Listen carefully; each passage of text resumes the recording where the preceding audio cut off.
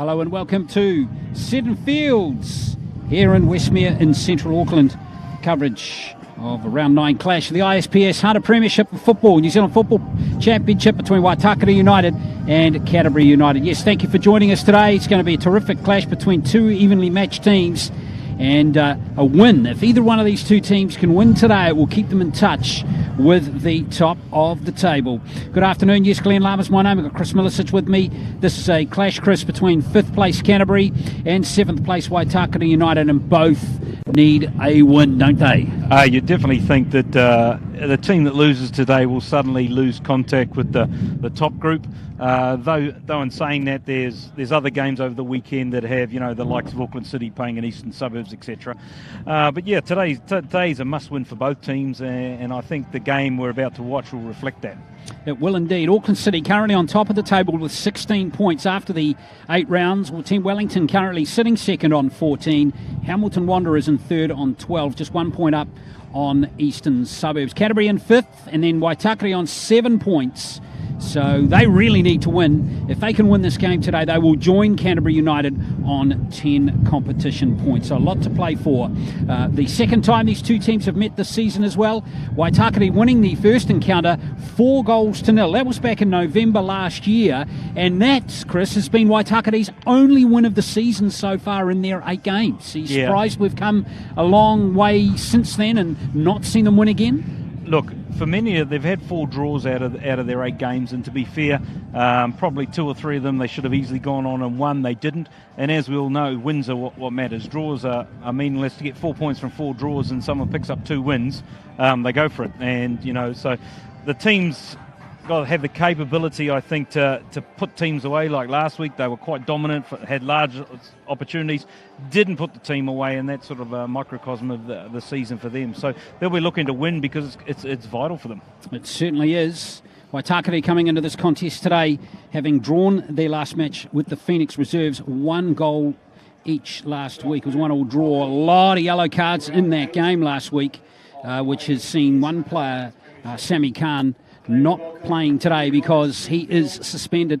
And Canterbury United coming in with a good win over Eastern Suburbs last week, Chris, 1-0. Well, it definitely was a good win, but one of the key things I think for Canterbury is they started the season quite poorly. They got beat 4-0 in the first game, and then they didn't pick up a win for ages.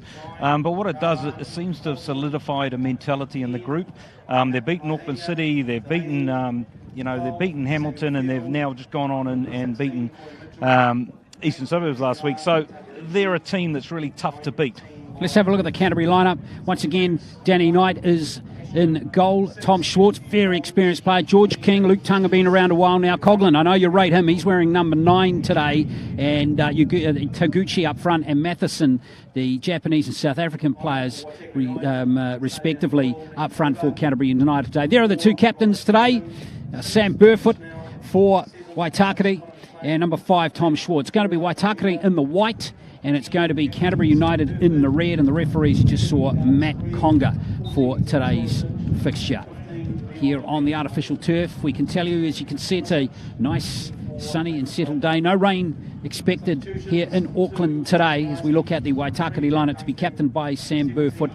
Robert Diamond, a new player. He's playing his second game for Waitakere United, former Sacred Heart first 11 captain from a few years ago. Nick Milicic is back in the team today, number 20.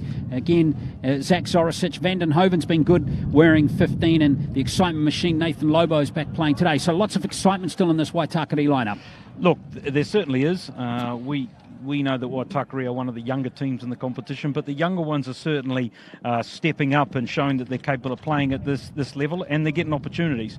But the other side of the coin with younger players is quite often they don't know either how to hold a result or then go into build momentum to get the result their way. So it'll be interesting today. I think they're up against a much bigger, stronger, more experienced side, so it'll be a really interesting clash. Yeah, Canterbury United really struggling at the start of the season, but they've come good and have actually won 3 of their last 5 games to put themselves in contention for a semi-final spot.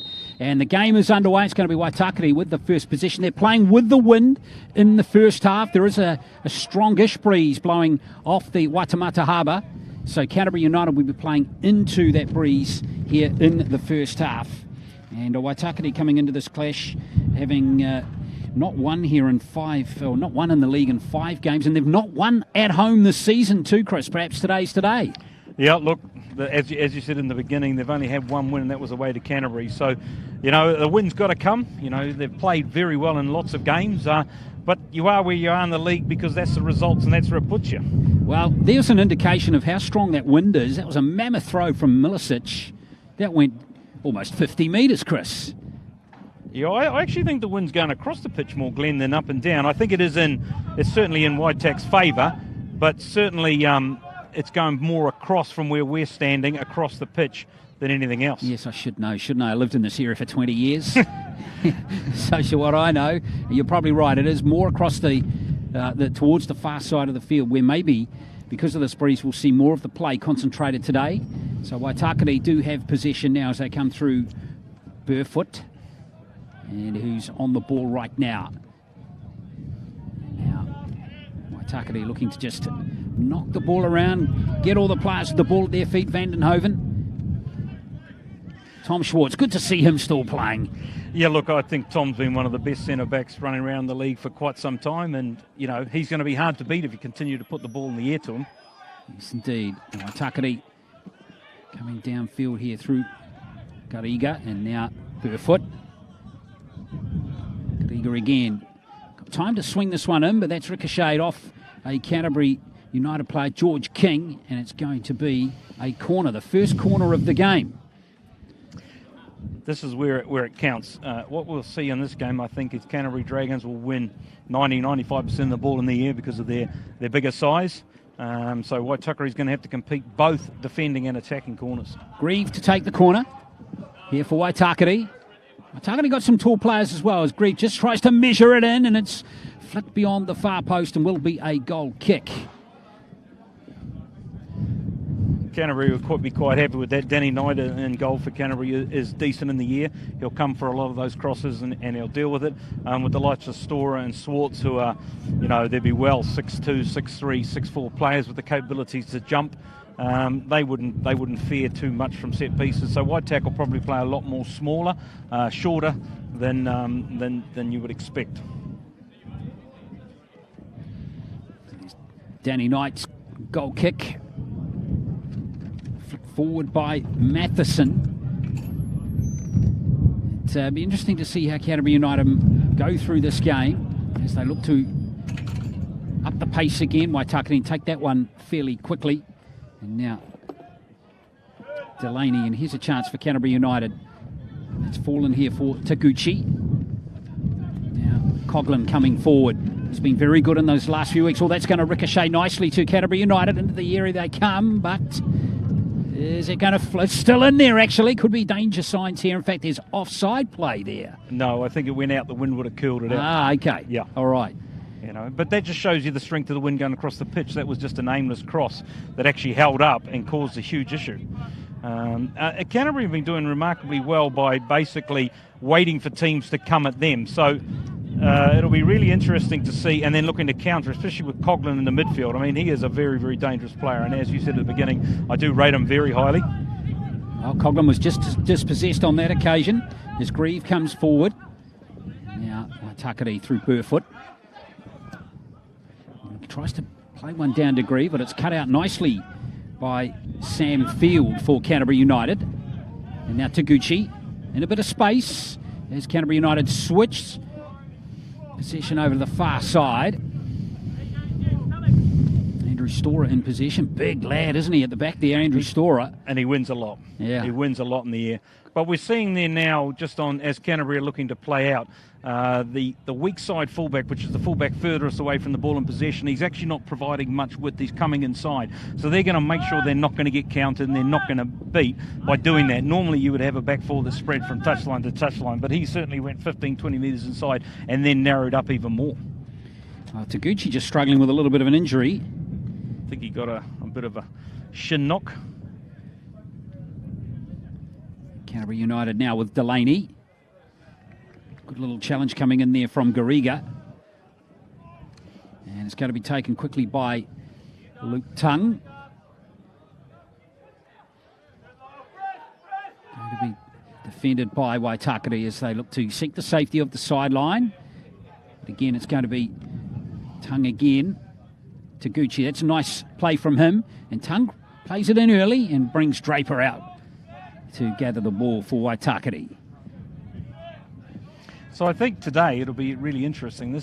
I'm really intrigued by the midfield matchup, to be honest. There's three, with Gariga and Burfoot and Schnell in the middle for Waitakere against Coughlin, Kikuchi and Mitchell. It's going to be a really good battle in there. And the team that controls that is probably the team that's going to win. Yeah, it's going to be really interesting because they're all pretty accomplished players. Very all accomplished players and all very comfortable on the ball and what they want to do. Milicic plays it forward. Didn't play last week, Milicic, but he's back in the lineup today. There was a good ball from him to Connor McLean. Now Grieve has it on the edge of the penalty area. Tries to switch it over to Zoricic. Nice play from him. Good little attack and well defended in the end by Canterbury United. King chasing that one through. Nice touch. It's a good one-touch passes here from Waitakere as Gariga. Now getting pressured by Delaney and he's lost it. Now Coughlin's got it. Milicic is going to be conceding the free kick. A little unlucky there. Well, I think he's won the ball there, but the referee's from his angle and behind the Canterbury player, he would have seen just the lunge, not anything else. But there's certainly nothing wrong with that, in my opinion. But Matt Conga's going to go over word to Nicholas. Well, there's a replay of it there, and he got the ball first before the player. That's right. And as I touched on, my first instinct was he was unlucky with that one, but. Nonetheless, it's Canterbury United again coming forward here. Thread King. Coughlin chasing this one down to the byline in the corner. Trying to keep it in there, the former Southern United player. He's been dispossessed nicely by Burfoot. And King's won it back here for Canterbury United. King. And Luke Tongue coming up now. He's got good pace, Luke Tongue. Yeah, but and that's the other thing. That Luke Tongue... Nathan Lobo will be interesting because both of them are very quick. Now it's a chance for Waitakere as they come down. It's Gariga on that far side. Canterbury's defended that extremely well. They did. They got back in numbers, didn't they? Yeah, especially when Dane Schnell was looking to go around them and he had to pull back and keep possession. Holding the ball pretty well though, Waitakere, as they come back towards the centre now. And that target of that pass is Zoricic. Zoricic, who hasn't controlled that one at all, it will be a goal kick. They're moving, Waitakere moving the ball well, but as you've seen, if they make a mistake, Canterbury are going to really be there to sweep forward and to punish them. They've probably got a little bit more size in the Delaney up front, and the two wingers up front, and King and Matheson, they're both rapid. The boy King come out of the UK, and he's a decent footballer. Yeah, King, he's been around in Canterbury for a while now. Well, it's the 51st game in the New Zealand Premiership today for George King. That's right, and they're quite a settled unit when you look at them. Delaney chasing that one through, but comfortably dealing with that one, Van den Hoven. And it's back to Draper, who's played all the games, every minute this season for Waitakere in goal. Gariga, he hasn't timed his pass there nicely, and that's been nipped him the heels by Mitchell, who's off and running here, Corey Mitchell. No one in the centre, though. Milicic with a header. Waitakere, no, Mitchell's got it back again. It's good chasing from Mitchell, and Schwartz will settle it all the way back to Danny Knight. One of the key aspects of the league this year is I think we're seeing some evolution of keepers that perhaps weren't what you consider in the top shelf. Well, there's a yellow card straight off the bat there. Just a late lunge. Now, who got the card there? George King. George King. Player is Gerard Gariga got fouled. Yeah. He passed the ball and there was a lunge and it sort of hit. So Matt Conga, by making the first conversation to Nicholas Milicic, has made sure that the next one was going to be a card. He's not looking to have any sort of lunging tackles like that in the game, and the players have got to adjust accordingly. Well, let's have another look at this challenge here from King. Oh, it's Coughlin. Yeah, Coughlin's actually got the yellow card there. Not much contact in there, was there? No. So, nonetheless, a card has been given. Now, chance here for Waitakere. His Grieve puts the foot to the accelerator. Oh, that sneaked through. Here's a chance. Knights. Well, he's forced down there, and a good save at the near post. So, a good shot coming in there from Connor McLean it was. It was definitely, I mean, the little 1-2s in and around the box caused an issue. The defender lunged and missed the cross, and Connor McLean's done well. Probably only had a shot straight between his legs, as we see here. Not much else is there, yeah. And Danny Knight's made a great save there. Could have squeaked under his legs, couldn't it? As Grieve takes the corner, tries to float that one in, and away goes Storer with the header for Canterbury United. And got it out to Lobo on that far side. Waitakere looking to keep the pressure on, and they will get that opportunity with a throw-in. And as I was saying before, what we've seen this year, you know, with the guys of Matt Oliver and Danny Knight, and them, they're really having a good season for the teams. The goalkeepers are really coming through this year, which is great to see. Now Nicholas Milicic, we've already seen him throw 140 metres. Didn't quite get the height that he was looking for. Mitchell, back to Milicic. Storer looks to clear, but Milicic is going to get a third opportunity here. That's well won by Tongue. But Canterbury United, well, they gave the ball away there pretty easily, and Waitakere will have another chance. It'll be interesting. I don't think there's going to be much depth on these throws because they are going into quite a strong breeze coming across the pitch. So even though if the other way, yeah, it'd go a long way, but that's a much better throw. Storer again, tall, strong lad, isn't he? Number 4, Andrew Storer. Looks like he should be packing down on the blindside flank, really. I've been so impressed with both Storer and Swartz in the last few weeks. Their performance levels have been very good, and they're extremely hard to beat. You know, you don't beat the likes of an Auckland City and them. It's a Papua New Guinean player, is Andrew Storer. Well, I'm not so sure there'll be as many Papua New Guinean players as big as he is. Yeah, he's a big lad, all right. As maybe Waitakere will look to beat him with pace, but that one's just cooked a little bit too far and will be Canterbury United goal kick. So 12 minutes gone, 0-0. But isn't it good to see players out of Oceania coming to New Zealand to test themselves? You know, absolutely. Brian Celtic, we've had the likes of the Roy Krishna and the Benji Tories of the past, and now we've got another in Storer who is becoming a very, very good defender, and he can play. But it's in the air that I think he's particularly strong. Yes, indeed, and he and Schwartz imposing centre-back pairing for Canterbury United. And Schwartz, of course, himself is not shy on putting a header in to the goal too. Now the keeper, Draper, is out here. And there goes a chase downfield here for Schnell, and he's got it too. Can he keep it in the field of play? He can't. I think that would be called a fortuitous set field bounce where it just went straight up and the Canterbury United player was chasing something that he thought was going to go through. Well, it was pretty much like that that chance. Yes. For Connor McLean too. The bounce was a little unusual. Well, the thing is, you know, these turfs, they have these black beads or cork beads, and if they build up a little bit of a pile, they become an influence on the ball bounce. Coughlin's in space here for Canterbury United, gives it out to King. King is getting support here from Field. Again, Field probably could have done a bit better with that ball. Coughlin now pushed in the back, and that will be a free kick. Conceding the free kick there was Leon Vandenhoven. Player going nowhere. I'm not sure why players insist upon doing that, because it's quite clear the player on the ball, as soon as you touch him, is going to hit the deck. So the secret is just don't go anywhere near them. So this free kick in an interesting spot. It's going to be George King kicking with the wind as well. Yep.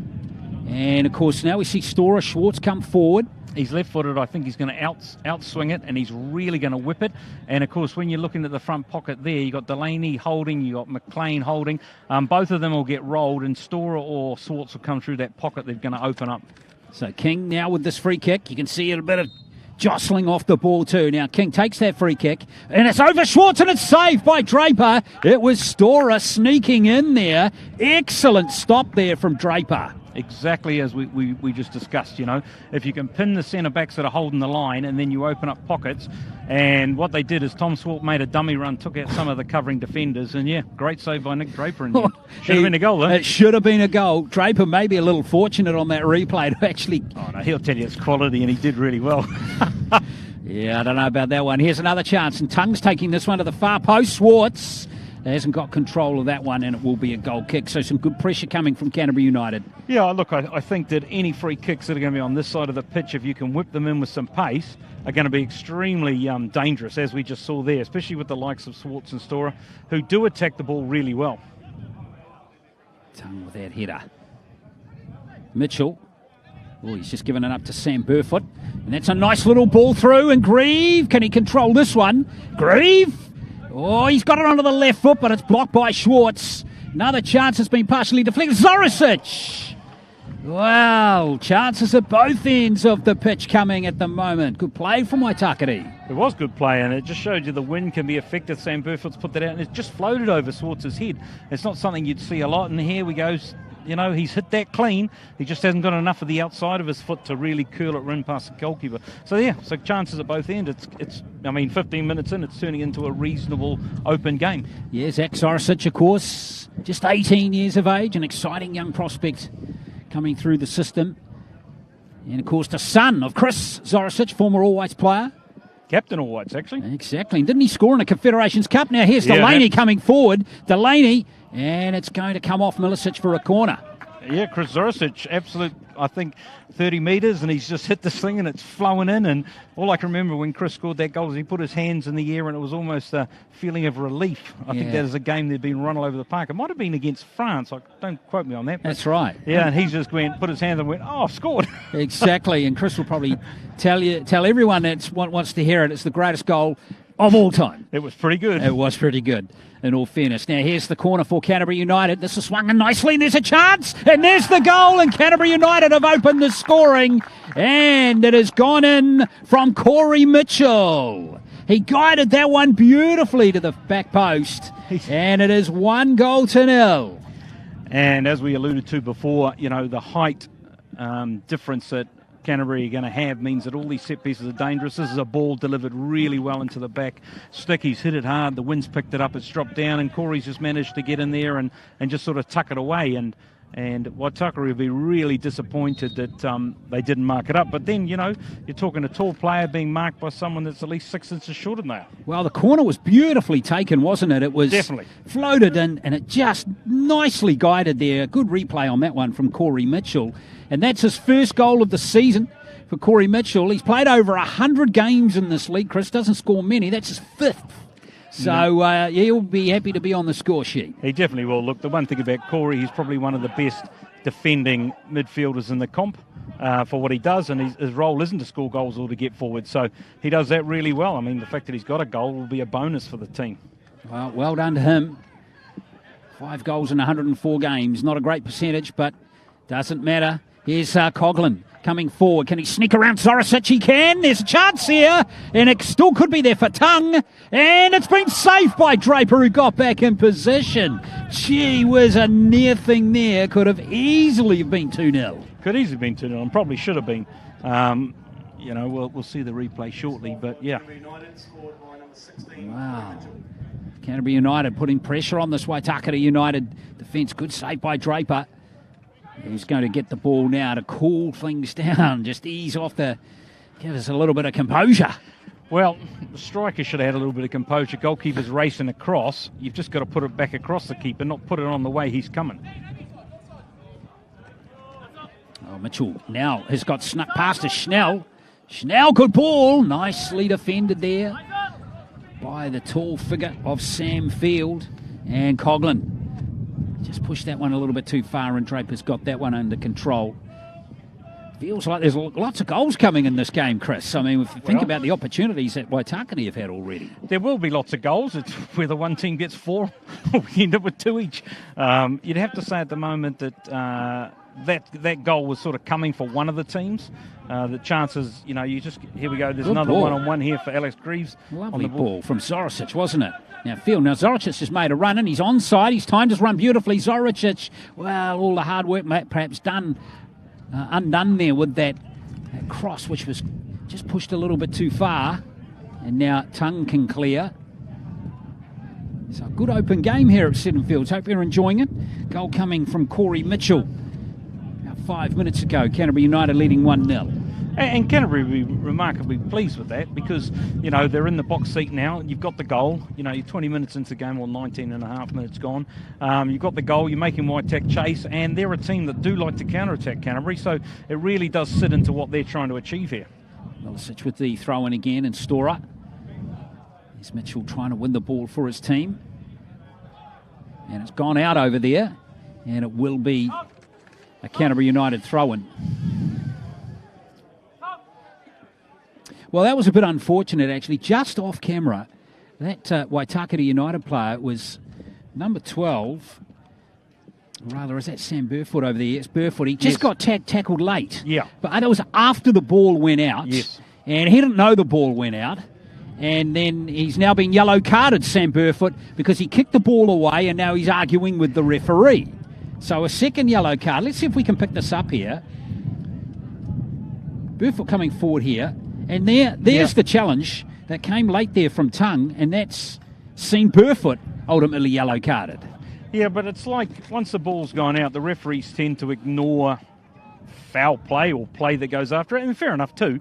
But there's no point Sam getting upset about it because it is the ref's not going to change his mind, and he wants to sort of be in control of what's going on here. Well, and Matt Conga, as we've seen from previous games, Chris Milicic is not shy on giving yellow cards. Here comes George King. No, he doesn't mind a yellow card. Here comes Taguchi. In fact, we did that game last week. Did that game at as Taguchi. In fact, we'll come back to that in just a moment. As King switched to the right-hand side now, but it's been defended nicely there by Milicic. But Tongue's picked it up again. And Mitchell, last week, I was surprised actually that the referee had a yellow card at the end of the game. He's given out so many, he needed a new one.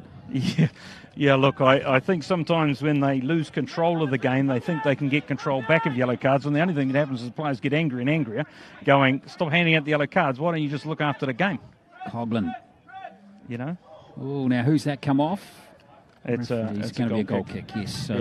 So if they make their mark early and they can get and they tell people this is not acceptable play, then the cards stay away. It's when they let all sorts of stuff go early and then they start flashing cards, people go, well, you didn't do anything in the early part of the game, why are you doing it now? So man management and game management of referee is probably more important than understanding the rules.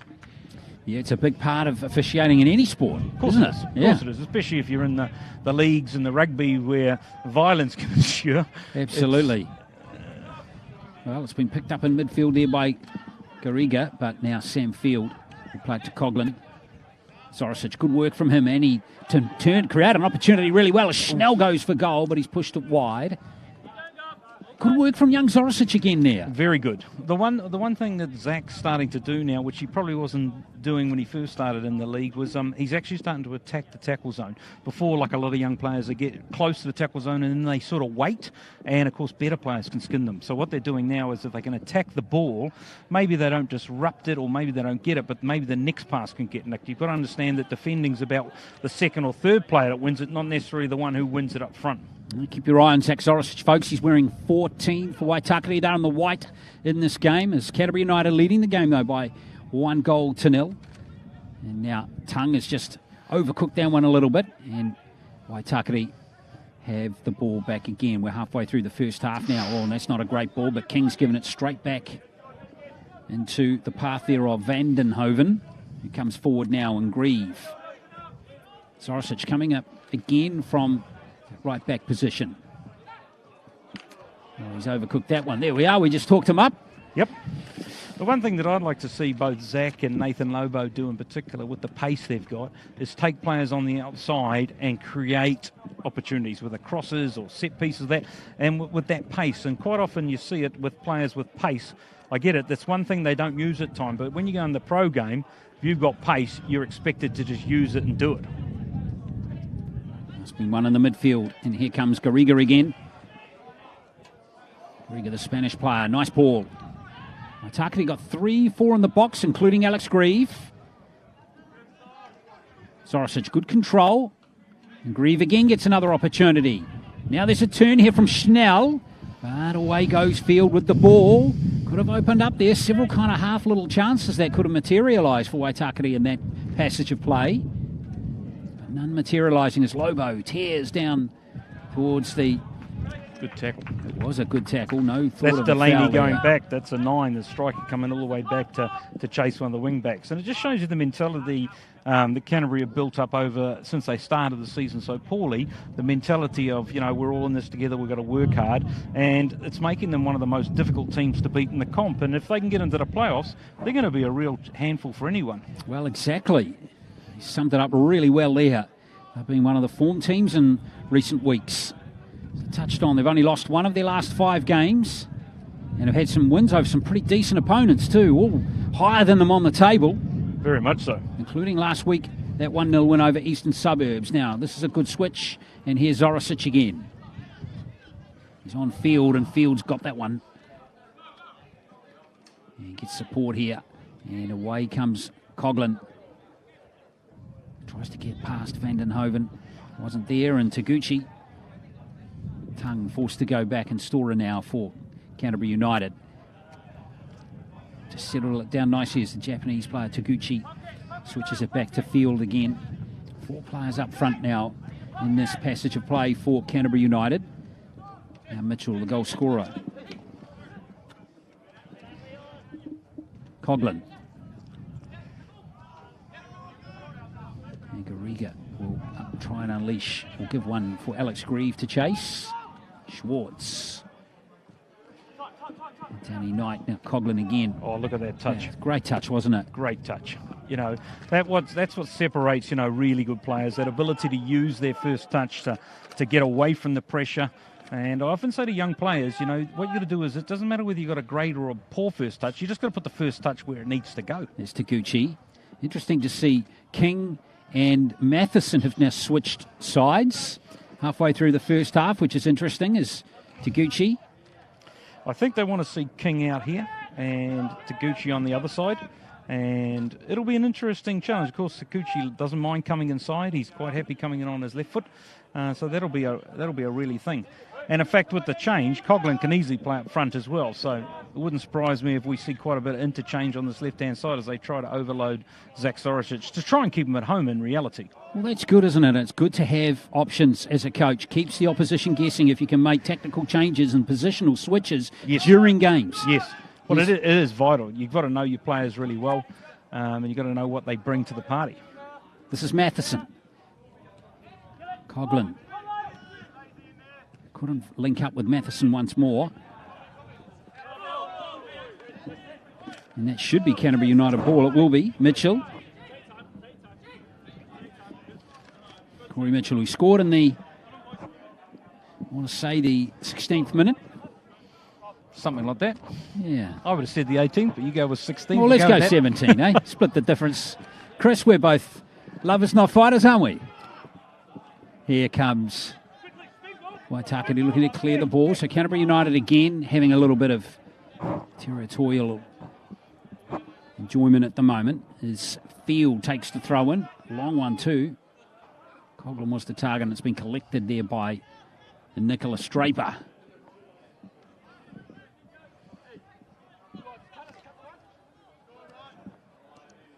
Burfoot playing a bit deeper down the pitch now. It's a really interesting game because there's two different philosophies on how to play the game, and it's quite interesting. Waitakere trying to play all the time and going through and creating opportunities, but probably not as direct as Canterbury when Canterbury are trying to score, and so it's turning into a decent game, you know? Yeah, it sure is.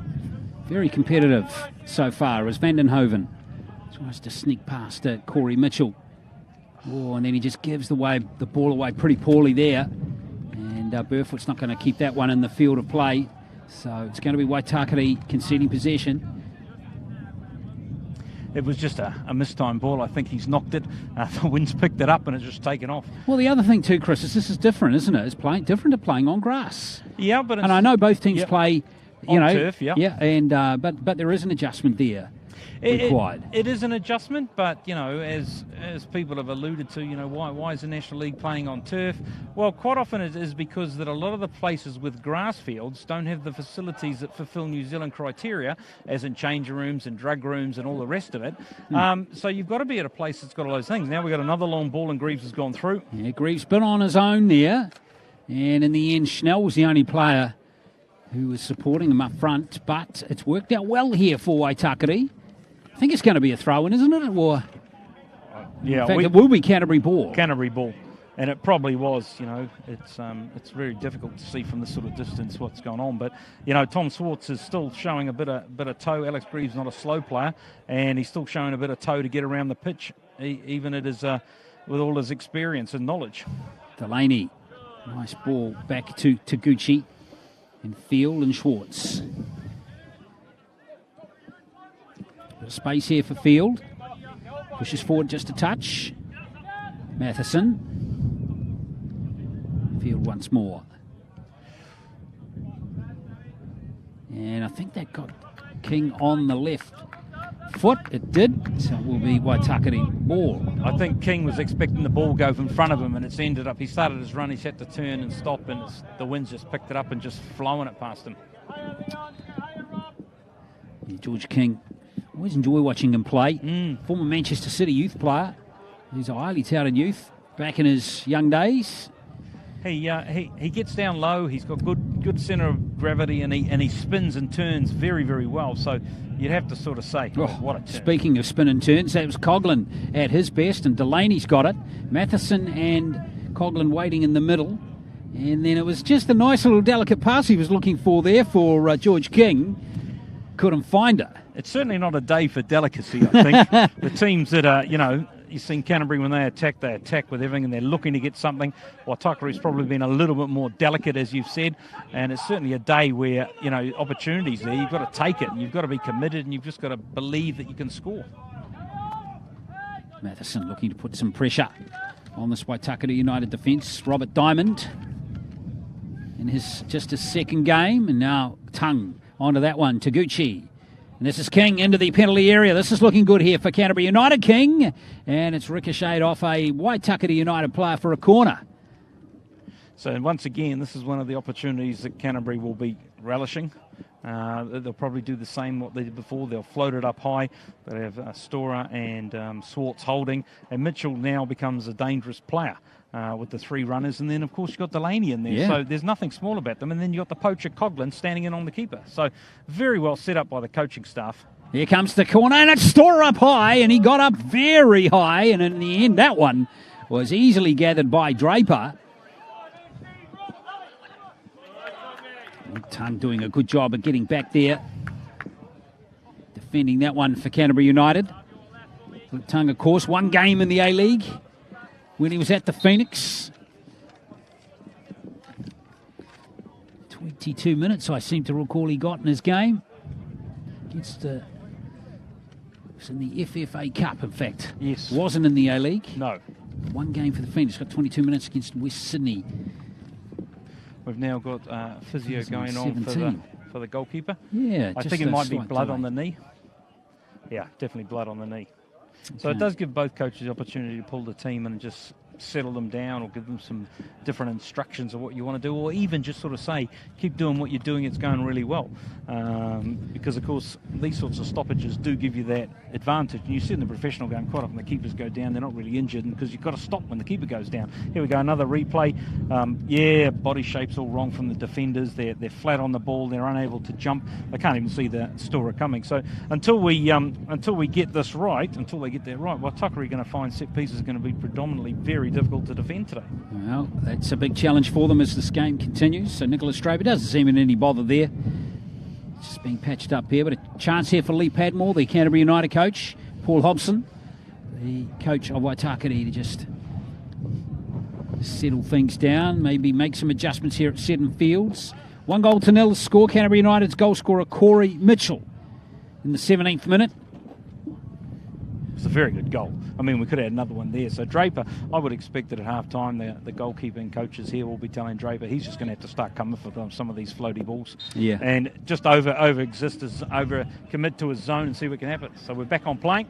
And Grieve has got it. Zorosic chasing that one through, but Schwartz using all those 30-plus years of experience. Nice little fake from him. Coming up 170 games in the league now, Tom Schwartz. And he'll tell you he's been playing since he was 15. He's still young. Well, he still loves it too. So he's one of those players that I would have loved to have got in when I was coaching. Yeah. He just gives you everything. He does everything you want him to do, and there's never any fuss with him. And he makes very few mistakes, which is perfect for a centre-back. And, of course, he's left-footed, which, of course, is goal. Oh, well, it's been pinched there, and here comes Waitakere. Into the penalty area, a chance for them perhaps. Look at the numbers back there for Canterbury United. It's going to be a corner though. Going to be a corner. Good chase through from Connor McLean. Very good chase, but then a bad touch allowed him to step in and stride forward. See if we get a replay. Well, the thing I liked about Canterbury United there is they got back very quickly in numbers there. Quite often when you're losing games at the beginning of the season, it's not the end of the world, because what it does is it gives you a mentality. Here's Grieve off the short pass from Burfoot. Grieve looking for a ricochet, and it's nicely there for Danny Knight. Very harmless ball in the end. Could have been anything but, though. Yeah, you hit him. People sticking legs out, ricochets, anything can happen, but that one's just sat the ball down lovely. And as a goalkeeper, you often go, poof, thank God for that. Yeah, he got presented that one on a platter. To Danny Knight, his field. And Mitchell, nice ball. One-touch ball there to Tongue, and he's in space. Luke Tongue. King. Staying onside nicely, George King. Flicks it back to Tongue. Tongue, nice ball, and it's Delaney who's just over the crossbar. Good attack from Canterbury United again. Very much so, and Canterbury are now starting to use their 2-on-1 advantage. When you're playing a 3-5-2 against a 4-3-3, you do have an advantage on the outside. And I've been surprised, and it's why I alluded to early, why Canterbury had their fullback going in so hard. But, you know, and now you've got Luke Tongue and you've got King out on one side, and they're really just giving them an out all day. It'll be really interesting to see how much they make it work, especially when they turn in the second half and they're doing the same thing with that breeze coming from this side. I'll change up this time as Burfoot goes along, but Schwartz, big imposing man, gets that one for Canterbury United. And Tongue is just going to clear it right across field out of play. Almost into the grandstand here at Seddon Field. There is a good crowd here at Western Springs AFC today. Yeah, look, the last game that was here against Auckland City, there were probably closer to 2,000 than anything. And you'd have to say today that we're probably closer to 500 or 600. So it's really good to see players coming out to see. And I know the viewing figures for the stream are doing really well. So, you know, people are interested in this level of football. And, you know, realistically, this is your last chance to see it for the foreseeable future as they go into sort of a club-based situation which may not have the best players playing in the competition. Coughlin plays it forward to Delaney. He hired Delaney. Nice back heel. There's a chance for Matheson, and it's 2-0. That is beautifully done. Matheson finishes it off. Some lovely interchange of passing there between Delaney and Coughlin. 2-0. That was a very good interplay and passage of play for the Canterbury United Dragons. The ball's now just come in. Delaney's held it up really, really well. Matheson's just elected to go, not being tracked by a midfielder, and he's then one-on-one, able to finish. And you'd have to say that, you know, like any goal, if you don't track runners, you will concede goals. And unfortunately, Gerard's probably decided to go for the ball instead of tracking the runner, and he's gone and scored a great goal. And it was a good finish. Well, the striker, Lyle Matheson, gets his first goal of the season, his second goal in his ISPS Handa Premiership career. And of course, he played for Tasman, former Tasman United player. Right. That's right. So well done to him. He's on the score sheet for the first time this season, and Canterbury United continue to look good in this league, don't they? 2-0. Yep. Look, it's certainly there's certainly a team that from nowhere is wanting to push forward into the playoffs and try and have a bit of noise. I think to make the playoffs, though, if you're outside of it now, is going to be particularly difficult, because I think the four sides that are in there are probably the best four teams in the comp. Well, Canterbury United supporters might argue with you now. I'm sure they will. See. We will see. There's still a few rounds to go, of course. Double round robin in the competition this season. Here's Burfoot. Nice win there by Coughlin, who's starting to play really well. And he's fouled there by Burfoot. Now Burfoot's on a yellow card. Here it comes. Second yellow card. And Burfoot's out of the game. He's off. 39 minutes. And it's going to be Waitakere who are going to play a half of football plus some with only 10 players.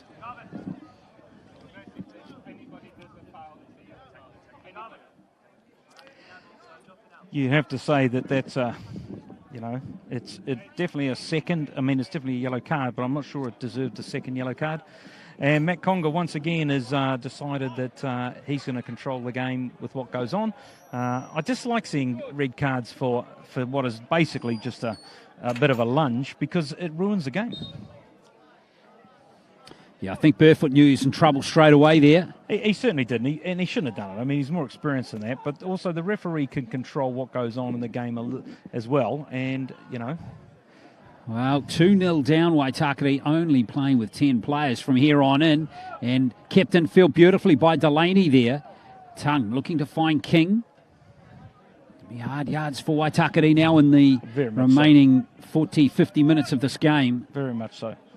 It'll be interesting to see what the change is. Well, what would you do, Chris, if you were coach, if you were in Paul Hobson's shoes, what would you try and do now to try and get your team back into the game with only 10? Well, you can't sort of play with 3 at the back against 10 against 1, because you're just going to get overloaded too much there. You'll end up playing a 5, so you've got to sort of commit. Generally, the accepted is you go a 4-4-1. People will go a 4-3-2, but it just allows now the Canterbury to swing through and, you know, just be far more aggressive in their runs, and they can have a player that's basically cheating and doesn't need to come back into the pockets. Yeah. So you've just got to be really careful. So if, you know, I would imagine we'd almost see Lee go into a 4-4-2 to lock up the back 3, and then just get an overload out wide and just keep the ball and maintain the ball. Because a 4-4-2 against 10 players is always able to just totally dominate. Well, Burfoot's the captain, of course, too. So big, arguably most influential player in the team. Well, he's the one that makes it tick in the middle of the midfield. So it's going to be a challenge now for Dane Schnell and Gerard, who will outnumbered in there now. And there goes Zoricic chasing one through from Diamond. Field. Coughlin the target of that pass, and he's got a lovely touch there to Matheson, the goal scorer of the second. He's got past his defender. Matheson, here's Coughlin. Coughlin might have a poke here, and in the end, he's converted the try. 2-0, the score remains. And you'd have to say that, barring anything, you know, untowards happening by Canterbury, they would go in at half-time extremely pleased, but also with the capability to easily go out and win this game. Nicely gathered by Mitchell. Touch there from Connor McLean, just a little strong as King, the other number 7. Well, he's going to become more and more influential, Mitchell, because he doesn't have to commit now. Delaney. He can just sit in front of a back 4 and do very little. Exactly. And it's just the way you want your sweeper to be. There we go. Here's just going to Mitchell. get the next ball, recycle it, go the other side, recycle it again, keep popping out of the pocket. It means that they're able to just maintain possession like that. And they'll, you know, as long as you're the player, the team in advantage, if you just keep moving the ball, if it's going side to side, the team that's a player down will eventually succumb to a simple goal. Mitchell, Canterbury United, just doing a good job again to maintain possession until then. And Delaney just couldn't catch up with that one. So 2-0. Reading the red card coming in the 39th minute for Sam Burfoot. 2 yellow cards in the half for him. And thinking back to that first one, again, if we think back to that one, Chris, how cheap that was, he gave that one away. It was more the back chat than anything. Yeah, but then, you know, it comes down to frustration with a decision. You've got to be better than that. But frustration with the decision is not good for anyone. You know, you've just got to stay in the cool. You just got to stay cool and you've got to stay calm. Because once you get frustrated, nobody wins. That's it. Now Grieve. Here's a chance. Plenty of space on the right. Here's Zoricic coming up. Good tackle from Storer. Great tackle. Fantastic tackle. As King tries to free up Matheson. He won, though, by Schnell. And that's just unfortunate for Van den Hoven there. Just bounced up into his elbow.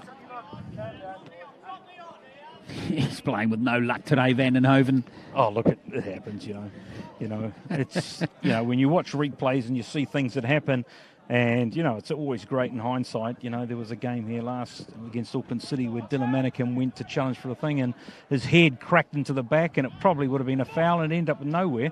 And yet the player who got hit ended up with 3 weeks in a concussion. So, you know, and yet if the referee saw it again, he'd probably go, oh, I should have done something about that. Yeah. But, you know, hindsight's the thing that you just don't have. Indeed. 44 minutes played, so we're coming up to the end of the first half. Might be a minute or two of added time. In fact, there is going to be 2 minutes of added time in this first half as Field tries to just lob that one in with a pitching wedge.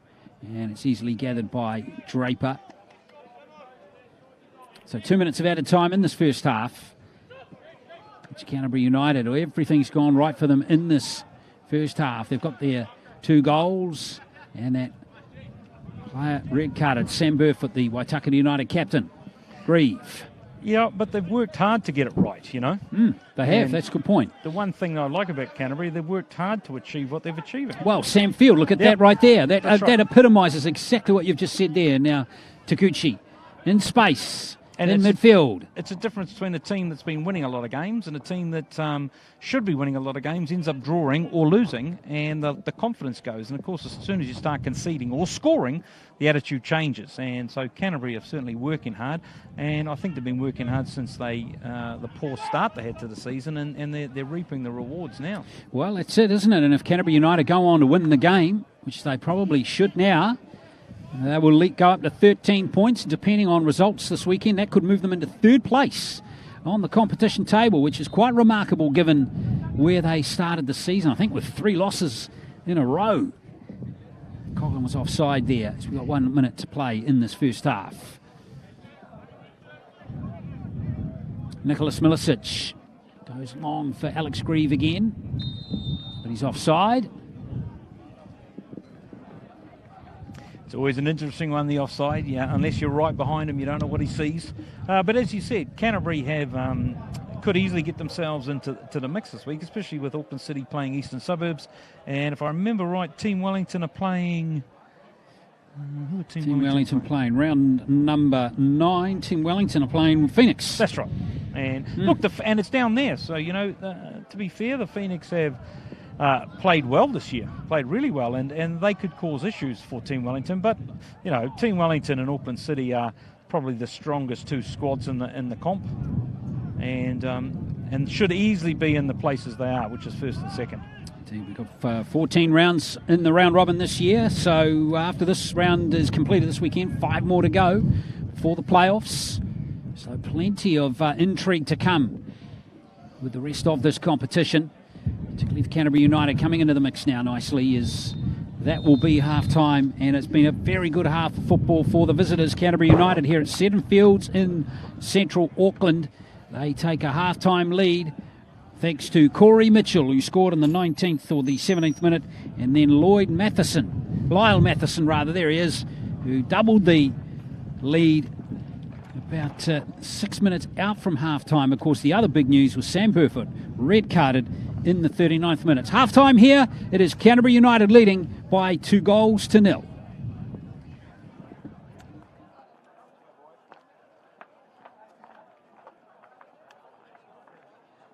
Half-time score here, Seddon Fields, Canterbury United 2, Waitakere United 0. This acknowledgement to Waitakere United sponsors for the season: Triumph Motorcycles New Zealand, Seahawk Fishing Charters, Fuji Xerox, Failings, Lotto, R-Line, the Trusts, Roland Jeffrey Physiotherapy, Jeffersons, Billy Pot, Williamson & Co, and Auckland City BMW. Please feel welcome to come upstairs. The kitchen and bar are open.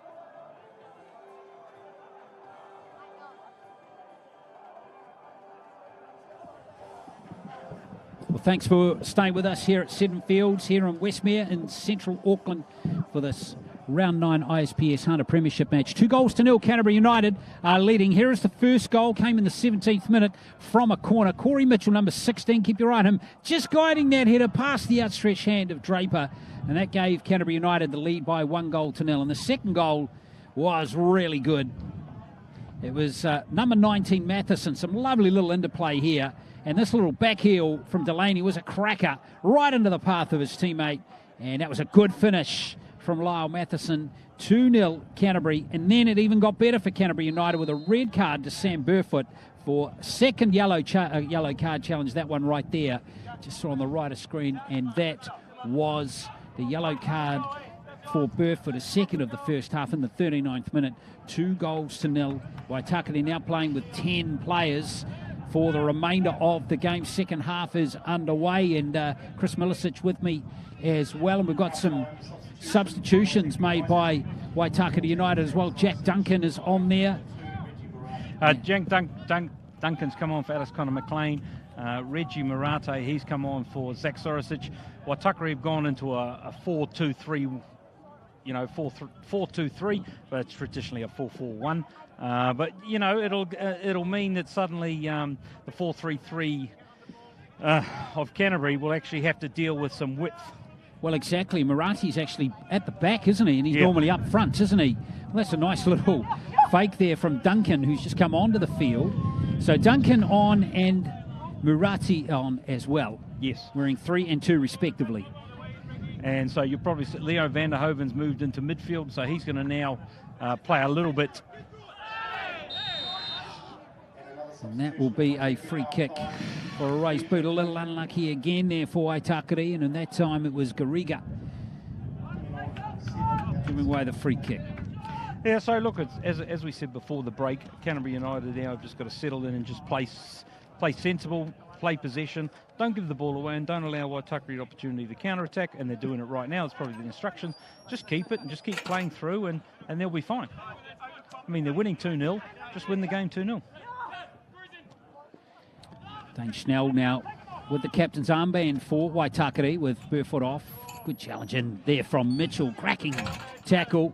And Mitchell looking to find Delaney. A little awkward there for the Waitakere United defence. Mitchell again wins another good challenge. And now Matheson is clear on the right. Matheson.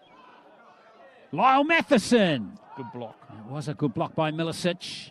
And it's away by Garriga. But Mitchell again there doing a good job in midfield for Canterbury United. And Waitakere come away now with Grieve up front. Schnell has drifted over to the right. It's actually a very good coaching decision to change the setup, because now Canterbury will have a few moments where they've got to get used to different players in different positions, and they may get an opportunity to score, which will get them right back in the game. But you've got to do better than that when you're penetrating into the 8-yard box. Yeah, that was Schnell who gave it away rather easily, but it is still there for Murate, who's desperately trying to keep that in field, but in the end, no go. So Canterbury United throw-in. So what we'll see in the second half is Canterbury United will settle the game down as much as they can and try and keep it simple. Canterbury United will, just as I said, try and keep it simple, get the next goal. Waitakere will now push, and Waitakere could get caught a couple of times on the counter here, especially, but they do manage to look after the width now, so that's going to be the most interesting change. Taguchi. This is Matheson. Free kick has been given away by Milicic. I personally have an issue when a player gets touched on the back of his leg and he hits the deck. I think it's something the game doesn't need, because you're capable of holding on to that. And you give it, and what happens is, if you have a look, this is a good attacking move. Coglin's on the ball, so we'll finish that conversation after this. All right, here comes Mitchell. Taguchi. Yeah, so I think the players that do it, and the referees, what they've got to be looking at, as the ball's travelling, he's not going to get the ball and then he hits the deck, you've just got to go play on. because he's doing it to regain possession. And you see it in the program all the time, the ball's suddenly gone away from them, they get touched on the back and they hit the deck, and the ref goes, oh, must be a foul, without saying, well, he's given it away and he's just trying to con me. You know, I'm not saying that's what happened here, but it is one of the things about the game that I think has got to stop. Coughlin, nice play from him. King chasing this one. Yeah, Murati does a good job of shadowing it over the byline, so it will be a goal kick. So Reggie's played a lot at right back. He plays for right back for Central United up here, which is the Auckland City sort of combination here. All these boys will be used to playing in the setup Paul's elected to go in. I mean, Lobo's played a lot at left back. Nicholas and Rob Diamond have played a lot at centre back as a pair, which is very different to playing as a three. You've suddenly got huge responsibility. And Leo Vanderhoven is a midfielder who's been playing at the back because of injuries and other aspects. Tung for Canterbury United. Chasing one here is Luke Tung. Tung trying to get around Milicic. Nice play from him. Delaney comes back and he's got Mitchell. Taguchi. This is a good play from Canterbury United. Switching it now to the left where there's a bit more space. Coughlin. Into the penalty area they come. Delaney, Matheson in there. And come off Murati. And it is going to be Waitakere with the ball through Nathan Lobo. Duncan. Very well done. It was a nice composed play from Jack Duncan. This is where, you know, Waitakere will want to see Reggie Murati in particular, who's very good at beating the outside of his player, take them on and become a little bit more aggressive with his running, like this. Garriga tried to free him up on the right there.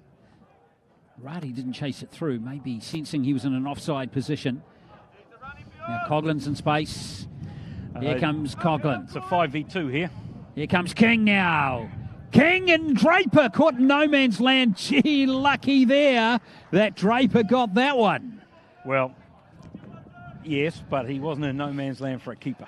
What you're saying to the player then when you come to that angle is you're going to have to pop it over me. And most players, once the ball's running away from them, especially on a turf, they're going to be incapable of popping it over you.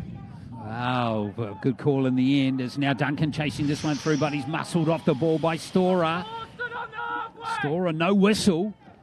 All the flags stay down too as Mitchell comes away now, and he's in clear pasture here. King to Delaney. He's having a very strong game, and that came off his arm. So let's have a look at this one again from Coughlin. The reason I thought he was in no man's land is because I just saw a slight hesitation from Draper, and it was just out of shot. And I was just thinking that maybe there was just a seeded doubt in Draper's mind there. Well, you got to wait, because if he takes a touch, you are in no man's land. Yeah. But once he saw the ball was continuing to run, he just went, right, we're going. Well, I've got to go. Got to go. Absolutely. You know, absolutely. You know, and that's key. That's how it works. You know, You've got to go hard or go home, don't you? Really? Well, yeah. Because if you allow him just to smack one past you, and you haven't done anything. But if he pulls it down, yes, you're quite right, he's in no man's land. But the way the ball was running, Draper did the right thing by advancing on it. Knight goes deep this time and comes off Diamond. Nicely gathered by Murati. Still 2-0. 7 minutes of play in the second half, but it's been given away cheaply in midfield, and King's got it. Here's Coughlin, Matheson, Tung making a run on the right here. Here comes Tung with the low cross this time, and it's a corner for Canterbury United off Milicic. Yeah, and once again, Canterbury will be happy with a set piece. Storer and Swartz go forward, and you know they're the more likely to win the ball than anyone else. And sure, Sam Burfoot's got sent off, but there is a mismatch now, a number mismatch in there. Yeah, just reminding you again, Sam Burfoot sent off in the 39th minute, second yellow card of the game. And now Matheson with this corner. This corner take has been excellent so far. There's a first header at the far post from Andrew Storer. Here's Matheson's corner taking been spot on so far. Yeah. Very good. He was the one who crossed it in for Mitchell's goal. It's much easier to cross into the wind because it will hold up in the middle, and that one there just went too far. But once again, Storer's just got up and he's cracked a header, and he'll probably be regretting he didn't get over a little bit more and get it down. Good leap on him too. Yeah. Here's Duncan playing that one forward. Unfortunately, it's too deep, and it's straight to Danny Knight. Goals coming in the first half to Corey Mitchell and Lyle Matheson. Storer gives one for Taguchi to chase rather. Milicic has done pretty well there. Taguchi, that's nice play, and now Delaney. Big challenge there from Diamond. That needed to be made, Chris Milicic. Yeah, it was a great tackle, but it's a last-ditch tackle, and it means Canterbury slowly getting on top now, once again, because if you're making last-ditch tackles, you've got something wrong a lot higher up. And, of course, you are playing one player short. Lobos on the loose ball here. Storer away.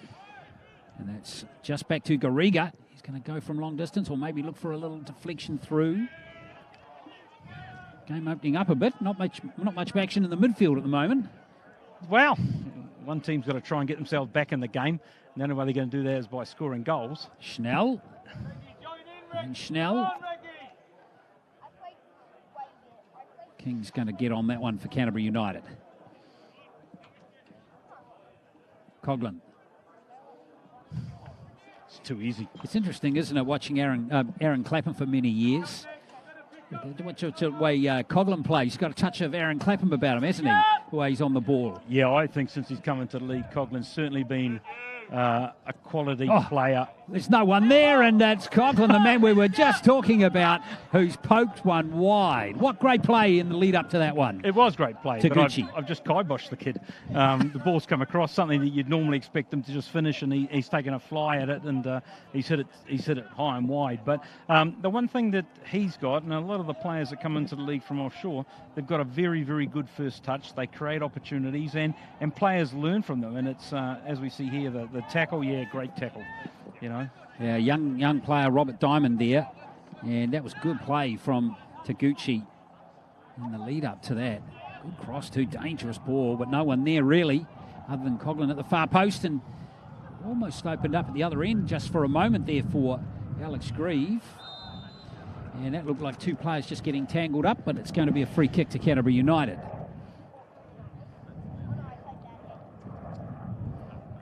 Which is probably a fair call. Bad touch, ball's gone down, there's just a clash, and quite often it's that secondary lunge at the ball that causes the issue. Both sides are ready to make substitutions, so I would imagine Canterbury's will be a little bit more defensive. Well, we might see a debut today for Matthew Jones, number 6, we'll see. Former New Zealand under-17s player on the bench today for Canterbury United. See if he gets on the pitch. It's Coughlin. Sees Luke Tongue in space. Got Matheson in front of him here, Lyle Matheson. Good ball, he can't get over Milicic. Here's King. And it's crashed away from Diamond again, who's made another defensive stop for his team. Mitchell. Matheson able to turn and give it up to Luke Tongue, who's on his lonesome out here. Tongue hooks it back to Mitchell. Mitchell, good save from Draper. That was very, very well played. And what you're seeing now from Canterbury is when they're in and around the box, they're going to move the ball quickly and try and find the spare player. But when they're in and around their defensive third, they're not, if they're under a little bit of pressure, and Tom Swartz and Storer have both done it, just send the ball. They're not even trying to play out from the back. They're just saying, we're not going to allow you to put that pressure on us, because they know they've got a man advantage. It's cheating higher up the field. That was excellent play from Luke Tongue to create the opportunity in space for Mitchell. Corner is the decision, and it's Storer the target at the far post. It's Schwartz off the crossbar, still there, and it has gone out, and it's a goal kick. That was a scenic route to a goal kick if there was ever one, Chris. Yeah, all I can think is he's thought the ball's hit the top of the crossbar and it's gone for a corner. But yeah. All right, more substitutions being made in the game, and we've got number 17 for Waitakere coming on. That's Redfern, Joshua Redfern, and coming out of the game is Vanden Hoven. Yep. So Josh Redfern comes on for game number 4 for him this season. Number 17, Josh Redfern, the 18-year-old, another good young prospect coming through the New Zealand football system. And we've got a player coming on here for Canterbury United as well. Number 23, this is Edward Wilkinson, and he's coming on for one of the goal scorers, Lyle Matheson. So Wilkinson in the program is a midfielder, Matheson a striker. Yeah, but he probably won't get as far forward as Matheson was. He certainly just walked straight on. He's gone a lot deeper than Matheson have been playing all game, so you'd have to expect that it's a little bit more of a defensive sort of movement. Yeah, it looks like he's dropped back into that right midfield position. Yeah, to cope with the changes. Indeed. So that's 3 substitutions now for Waitakere. Yep, they're done. Just the one for Canterbury United. We've got a couple more. Lee Padmore got a couple more up his sleeve if required. Milicic playing that one forward, giving one for Redfern to chase. But Knight, who's not put a foot wrong at the back today, unloads to Schwartz, and that's a nice ball for King to chase through, but Marate's got good pace. Oh, Marate's quick, very quick. And he dealt with that one fairly comfortably, did Reggie Marate. Yeah, so Josh Redfern coming up top for Waitakere is a little bit more direct, a little bit more of a runner. So I would imagine that they've got we've got a 4-4-1, which is where we were. Alex Greaves will start floating a little bit wider, and so will Jack Duncan.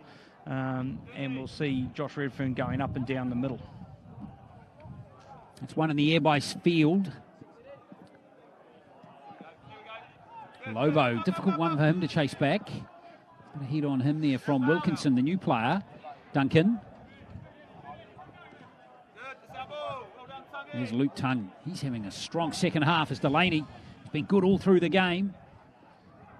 Yeah, one bouncing awkwardly. Diamond did a good job to get rid of it in the end. There's Mitchell. Coughlin. And King. See, Waitakere are going to struggle to get any momentum because any ball you try to knock can't be challenged. And it just means that Canterbury are able to pick it up. And with 15 minutes to go, got 30 minutes to go, and Canterbury will be sitting there thinking they've done a really good job and they've just got to finish it off. And to be fair, the way they've been playing, and they haven't been conceding too many goals recently, I can't see them, they're not going to give up too many sloppy ones. I mean, they've held Auckland City out and held Eastern Suburbs out, so you'd have to expect that the back four here is going to continue its performance. Yeah, they've done really well recently, and it's a great credit to Lee Padmore, as Canterbury United come forward again. I mean, the season could have really fallen apart, Chris, after losing 3 straight at the start of the season, but they've really done well to turn it around. Yeah, they've only lost once more since that. That's right. Little run. And as coaches, there's a lot of weird calls for your head after that sort of start. Yeah. And, you've got to manage it and you've got to go through the pain sometimes, and you've got to do it. So all credit to Lee and his coaching staff. And it's often funny. It's nothing. The head coach is the one in charge, but reality, it's your coaching staff that does all the work as well. And we often, you talk about let's get rid of the head coach at any club, and you often think, well, yeah, it's all the other ones. And Dan Terrace, who's the assistant coach at Canterbury, is a very, very experienced player. I mean, he played for many, many years in this competition, and I don't know how many caps he would have got, but it would have been a lot. Oh, yeah. Dan Terrace, wonderful player. So if you've got a team that's struggling to, they're conceding goals, what a perfect assistant coach to have, someone who's one of the elite centre-backs of the competition for many years. Here comes Schnell. He's not lacking in effort, is he, Dane Schnell? He's given everything. Same with Garriga, who makes a nice little run through here, Garriga, and that's come off tongue for a corner. It's a good play from Waitakere. Yeah, you've got to say they haven't given up. They're still going to try, but, play a short's almost impossible. Taken quickly, the corner. Duncan and Grieve. It's Duncan's balls at the near post, easily dealt with there by Storer. And Mitchell, this could break out here for Canterbury United if Delaney gets it, and he's got it. Nice little touch to Wilkinson. And good play, just dishing it back there to Coughlin. They've got the numbers now, Canterbury. They should be able to set an opportunity here. Oh, lovely play from Coughlin over to Wilkinson. Tongue needs to stay on side. Wilkinson decides to keep the ball, and there's the cross. It's deflected away by Draper. Field couldn't bring it to deck quickly enough to create more pressure immediately, but this is good composed play too from Canterbury United. It's Tongue plays it forward, and there's a nice play from Luke Tongue. There's a bit of excitement from Dane Schnell, taken quickly by Tongue and Wilkinson. It's come off the hand there of Wilkinson, and it's going to be a free kick to Waitakere. Yeah, and you feel for the Waitakere players. It's 2 weeks in a row they've had to play with 10 men. Sammy Khan last week. Sammy Khan last week, and he's lunged at an attack. Probably that's a second yellow, and they definitely was that. So it just shows the players, no matter what's going on in your season, and that you've still got to stay calm and you've still got to stay composed, because the referees are unforgiving. Once they decide they're sending you off, they're sending you off. Wilkinson, that's a good pass to Schwartz, who's up high. And King, afterburners on to get that one to George King. But he overcooked his cross. Oh, poor pass, and now it's been capitalised on here by Canterbury, perhaps. As Coughlin gets to turn and put in the shot. Excellent play from Garvin Coughlin, the Irishman. And he has been a real nemesis for this Waitakere United defence all through the game. Well, yeah, it's just another bad ball out from the back, and it's just been picked up. And when you've got someone like Garvin Coughlin sitting in there who's capable with his touch and his body shape, and he'll be wanting that back, especially when you could see that top right-hand corner of Nick Draper's goal. That's what he would have been aiming for, and he's just not managed to hit it. And that would have killed the game off.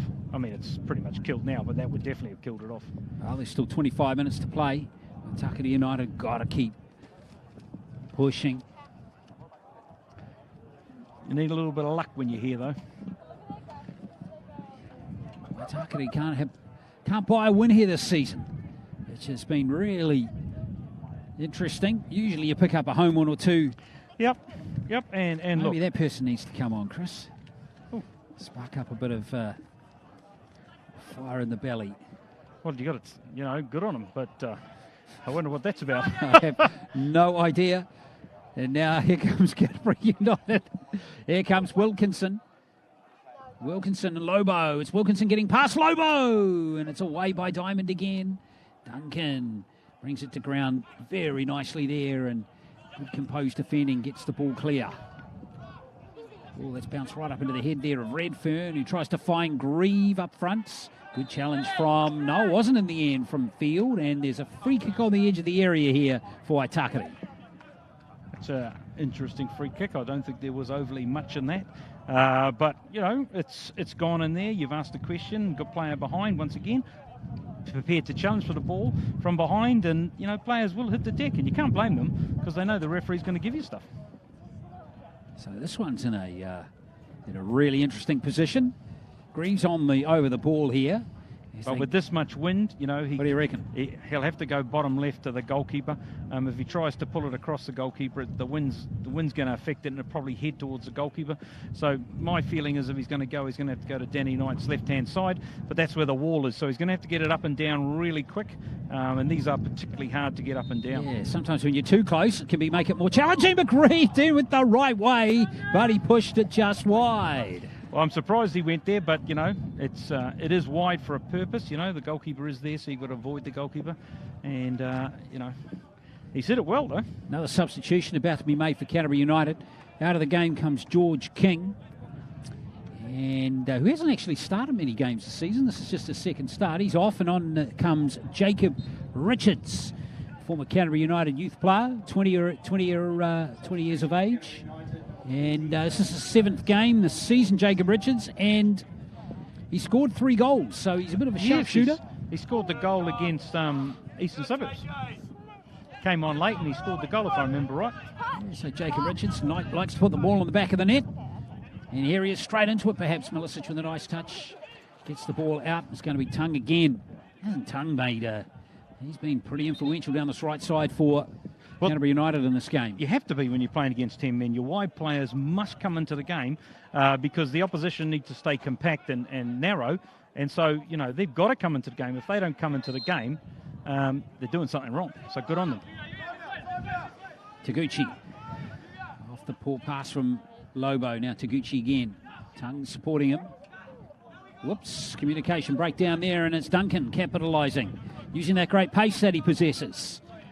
2 players in the middle. Duncan just getting it a little bit too far, and pretty easy in the end for Andrew Storer. And that's a good ball down to Delaney. He hired Delaney. He's done really well there, holding it up. There was an opportunity to roll, but Rob Diamond's got to him really tight. forced them to come in, and once again, able to use the width. And that's the only way you outplay a player with 10, because that's the problem. You can't get from side to side quick enough because you don't have enough players.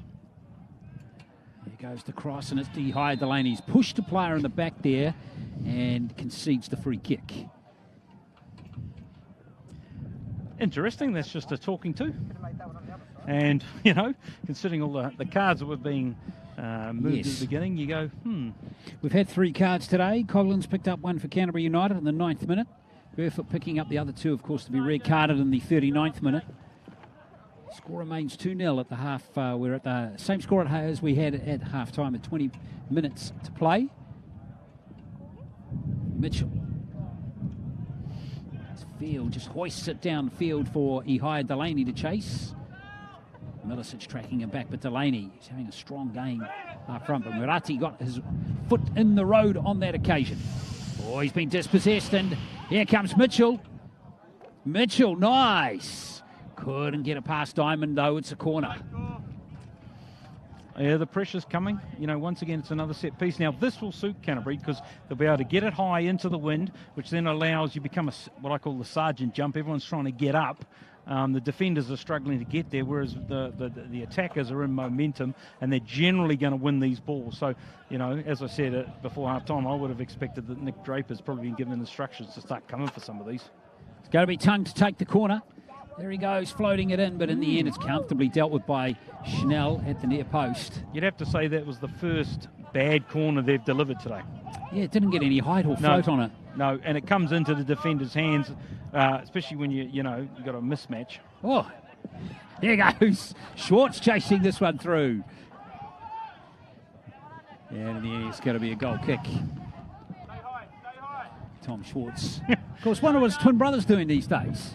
I'm not quite sure. I made a mistake a few years ago, and I walked up to, I know Tom quite well, and I walked up to his brother, and I was talking as though Tom, and finally he says, you're talking to the wrong brother. Oh, he let you know, did he? Yeah, he let me know eventually after I've been saying he thought it was funny, and all the Canterbury lads thought it was funny too. Here comes Schnell. Well, yeah, that one's not great from Schnell. No. But I tell you what, Chris, that's what have happened many times down through the year. So you'll at least make it feel a bit better, eh? And it might help that I have to wear glasses these days, but I didn't have them on, and it gets a little bit foggy. Yeah. Yeah, classic, isn't it? Mistake easily made. Well, at least Stan actually confessed after a while, because they must be tempted not to confess all the time, really. I'm not sure I'd admit it. I'd have left me hanging and... You and me have warped senses of humour. We would have enjoyed every second of it. Here comes Robert Diamond for Waitakere. Duncan. He's doing really well since he's come on, old Jack Duncan. He's everywhere. He's trying to create something. He's not, he's certainly not going to die wondering. Diamond over to Milicic. This is Murati. Now Duncan again. Schnell. Would have loved to have done better with that last shot. At least get it on target. Oh, Grieve doing a good job to hold the ball there under immense pressure from Coughlin, who came up appealing for a free kick, didn't get one. Murati. Schwartz. Just, those two centre-backs, you can't just stick anything in the air. They're going to win it. There is no ifs and buts about it. They're going to win it. So the moment you stick a ball in the air, it's in their favour, and it's so you really, Waitakere got to keep the ball on the deck. They've got to keep moving it, because that's the only way you can beat two quite large centre backs who are dominant in the air. Yeah, you got to try and make them turn, don't you? You got to make them turn. And you got to make them have to run stuff. Delaney can't link up with Coughlin on that occasion. Now Redfern dishes it off to Duncan and gives Schnell one to chase. And he almost got past Schwartz. Did Dane Schnell. Duncan. Here's Garriga again. Almost threaded the needle there through to Schnell. Couldn't quite link up with him though. Very good defending by Canterbury once again. They're settled, they're stable, and they're just waiting. good defenders wait. As long as the players in front of them are continuing to move and hunt and chase. If you wait, you don't get caught with the gaps being a little bit bigger than they perhaps should. And these two, in particular, two centre-backs for Canterbury, have been very, very good in the last few weeks of this, and it's why they've been winning games, clean sheets. Diamond wins the ball in the air, and Grieve now trying to create something for the team on white, Waitakere United. Schnell. Lobo. Back to Dane Schnell. Oh, play on's the call. Came off the hand there of Coughlin, but referee allows play to continue. And now Murati tries to get around that defender, and he's done really well there, Reggie Murati. Coughlin's picked up the loose ball. He didn't hold it for too long. Duncan. Two players in the centre. Plenty of red jumpers over there. Getting in the road of Jack Duncan. And it's rather interesting. I'm surprised Matt Conga hasn't gone back. Garvin Coughlin put his hand out and batted it down. He's already got a yellow card. Yeah, that's right. And he's just batted it down. And he's a very, very lucky boy now, because ball was going through and he just stuck his hand out. It was a deliberate handball. But good on him. He's got away with it. 2-0, the score remains. I would imagine the Waitakere coaches aren't feeling the same opinion as you and I. That's right, as Alex Grieve takes the corner, floats it in nicely, but Storer getting up there. Redfern can't get a clean shot on target. Garriga tries to get Grieve back into the game again. He's done really well there, Grieve, and unfortunately Schnell, he needed a mini trap to get right up onto that one. Close call there for Canterbury United. And now Tung can't keep that in. And it's going to be Waitakere United ball. Yeah, so, players, you ride a fine line when you've got a card.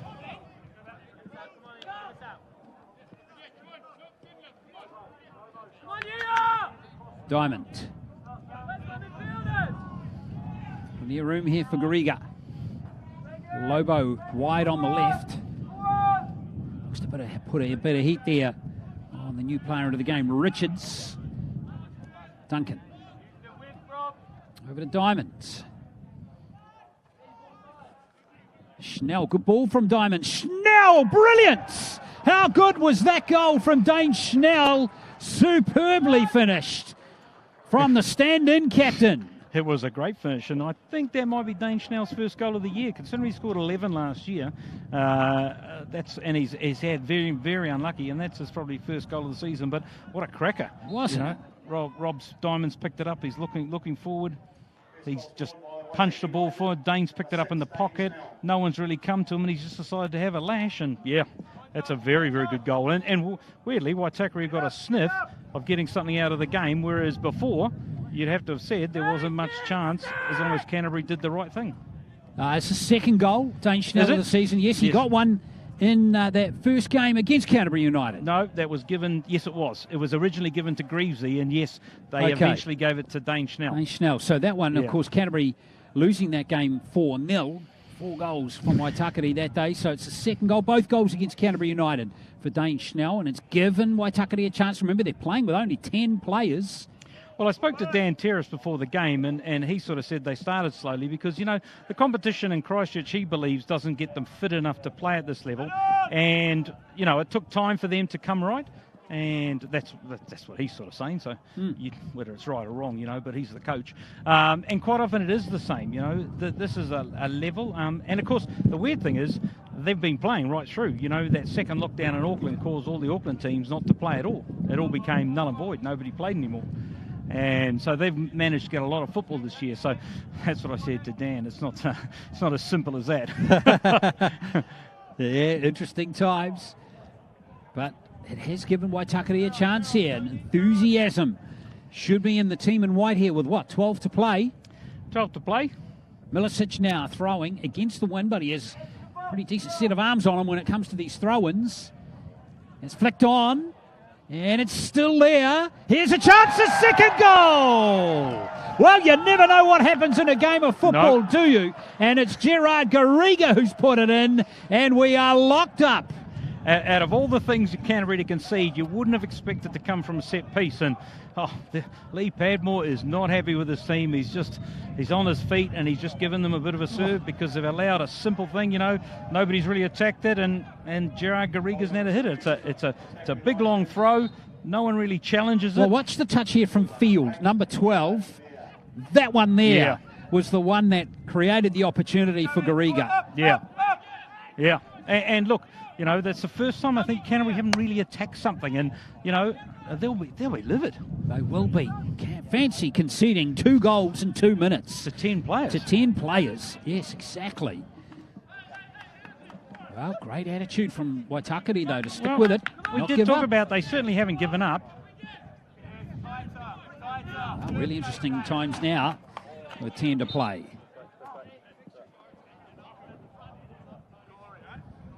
Something's happened to Milicic. Well, they can't make any more subs. No. What happened there? He's holding his hamstring, so... He's all right. He's put it back into place. He's made of tough stuff, isn't he, Chris? Well, he's not soft, that's for sure. Here comes Tug. And all of a sudden, too, Chris, this game has been played in Canterbury's half. Yeah, but you're still, Maybe I spoke too soon. Yeah, it's still a long way for Waitakere to go. They've got to hold on here, and they've got to commit to this, And, but things are going their way. I mean, I thought there was a Canterbury throw. But I think Josh Renford coming on's made a big difference because he is just much more direct. Duncan, too, has been in much those same I think game. he's been great, Duncan. Now, Delaney, who's done a lot of running in this game, is going to jump onto this one. Early ball in. And it's almost there for and Wilkinson, and it's a penalty. Wow, what a decision that is. That is a very, very poor decision by the referee. I wouldn't normally say that. Goalkeeper's made it first, got it away. The players just crashed into him. Unbelievable. Well, there's the Watch cross. This. Keeper gets it. Bang. Yeah. Wow. Referee's made a complete and utter mistake there, and hopefully he'll go to the linesman and they'll turn it over because that's not a penalty. Now, that could happen because that's exactly what's happening now. We've got Matt Conga here, the taller of the two, the referee, having a chat to his official. Let's see what happens here. Remember, penalty is the decision.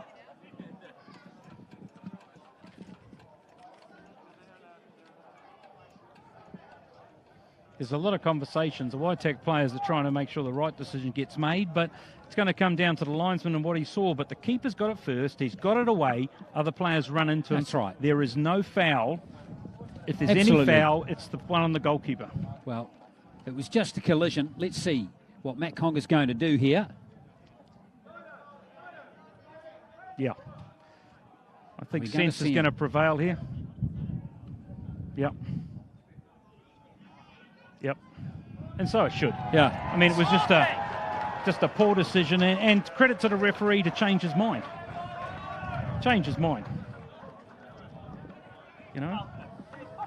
The fact that the goalkeeper gets there first. That's right. And he manages to get it away. It's pretty clear on the replay here as we watch. The touch here, and then we just get a collision. It looks bad, but that's it. Well, yeah, it looks bad, but it's not a foul. No. That's it. Yeah, exactly. It's not a foul, it's just a collision. Exactly. Wow. Wow, I've seen it all now. But the referee, credit, we said it was a bad decision. He's talked to his linesman, decided it is a bad decision because the goalkeeper got his hands on it, and that's what you want to see. All you care about is good decisions. And can I say credit to the assistant referee as well? Yes, very much so. For actually talking through the real situation with the referee. So excellent decision. And there I've used that term, the scenic route. We just got the scenic route to the right decision, didn't we? Eventually. Yeah. Here comes Coughlin. But he's just given it to Lobo. And now Lobo in space. Remember, both teams could still win this contest. That's right. Which would be remarkable if Waitakere United could come back and win this. Unbelievable. I thought they were dead and buried. Having been down 2-0 and down to 10 in the 39th minute of this contest.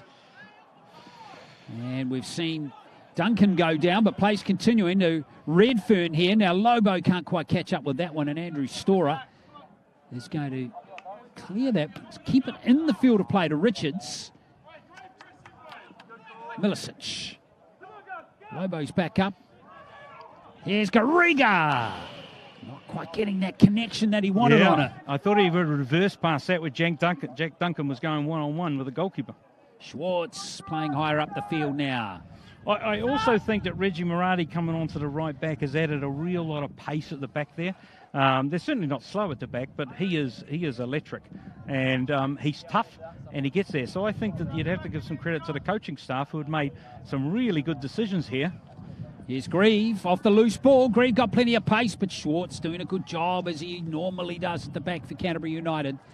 Look, this is now a very fascinating last sort of 6 minutes plus extra time. You just have to say that who was expecting this? Exactly. Wonderful comeback here from Waitakere. Especially with 10 men for so long. Mitchell and Matheson the goals in the first half for Canterbury United. Chanel and Garriga the goals for Waitakere in the second half. And now Milicic. Remember, one of these goals came from a long throw-in from Milicic a short time ago. It's flicked into the area again. It's Redfern, can't get a connection on it.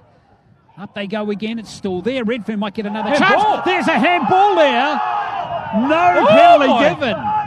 Oh, my word. Hang on. Referee is now going back. And he's going to talk to the assistant again. That's definitely handball. It definitely looked like a handball, didn't it?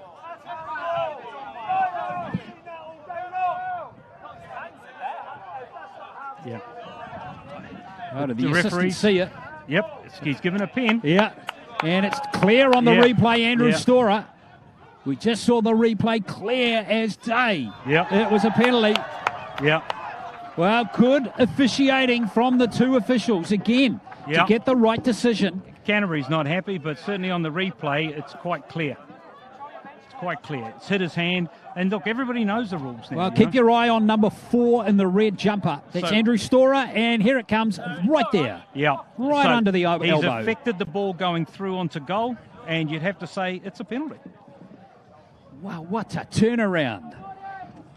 Well, he's still got to score it. Well, we can only assume that maybe the referee was caught in the wrong position, was obscured by another player. I don't know. But anyway, we get the right decision's been made, and it's going to be number 11, Alex Grieve, to take the penalty for Waitakere United and put his team in the lead.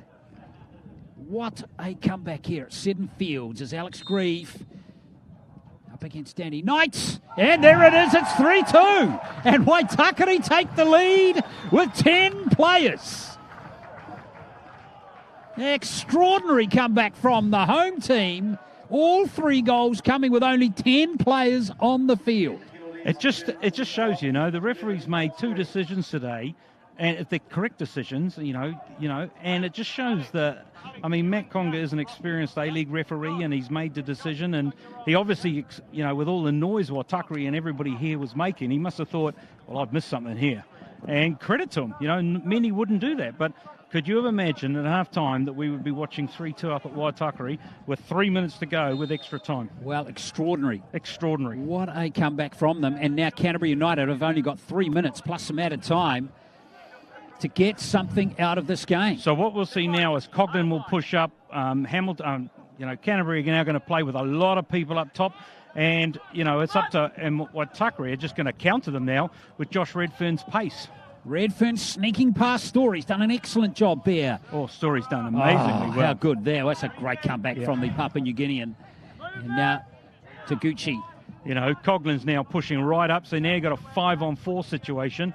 And so the coaching staff of Waitakere have now got to suddenly compress it all up. And what we'll see is a flat 4-4-1. Redfern up front with many balls going through. But Canterbury will be absolutely livid. Well, remember, Waitakere, folks, have not won since the first round of the season. And that was against Canterbury as well. Here's Grieve.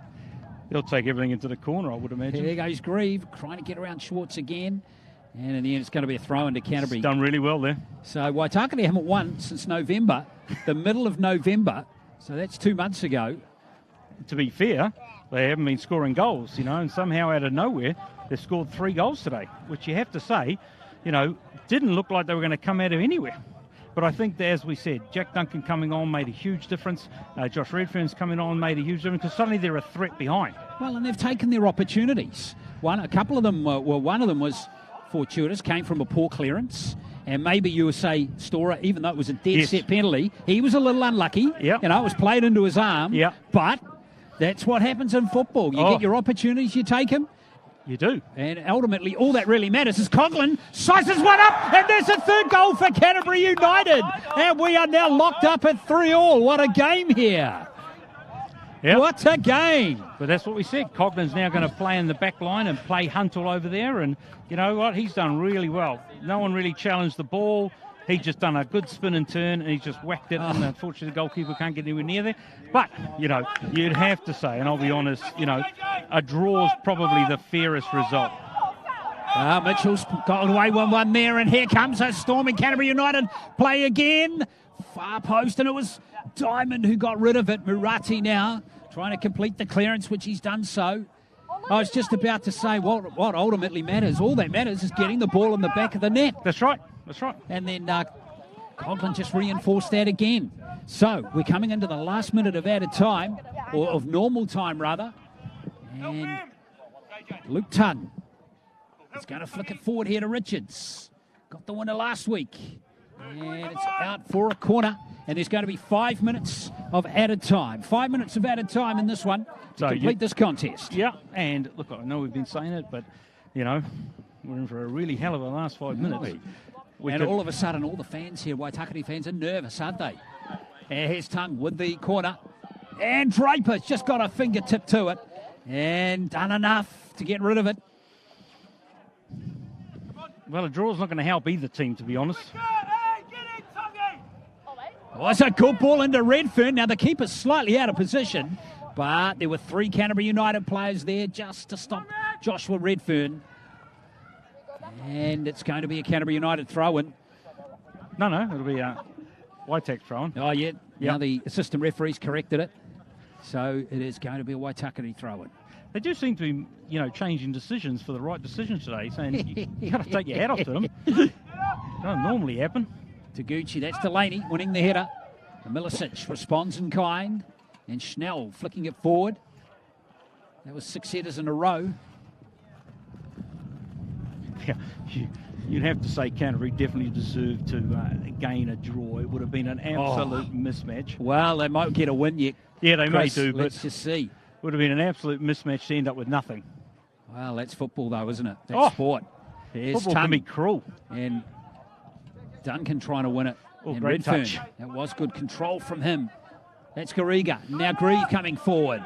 Duncan coming into the penalty area. Here's Grieve again. And it's away by Storer to Schnell. Remember Schnell on the score sheet earlier in this half. Now Grieve, front on here. Here comes Murati, and he's just overcooked that. He has put too much cement on his breakfast this morning. Just overcooked it. A few Waitakere boys are starting to limp a little bit. It's starting to become good. It's been heavy work. You don't want to be playing with 10 men on a turf. It's been heavy work for them. They want to finish it off now, though. Garriga almost with a good touch. Here's Coughlin, who's playing with a real level of composure. And Numbers Here's for Richards. Canterbury. And that's a pretty decent ball. Wilkinson's fast, but he might get it. He has got it. Wilkinson. He's done really well there. This cross has got to be a good one. And it goes to Coughlin, and it's glanced wide. Well. There's been a lot for the Waitakere back forward to deal with in the second half. A lot of balls coming in, a lot of movement coming in, but yeah. Still 3 minutes to go, folks. We're in added time. 5 minutes of added time.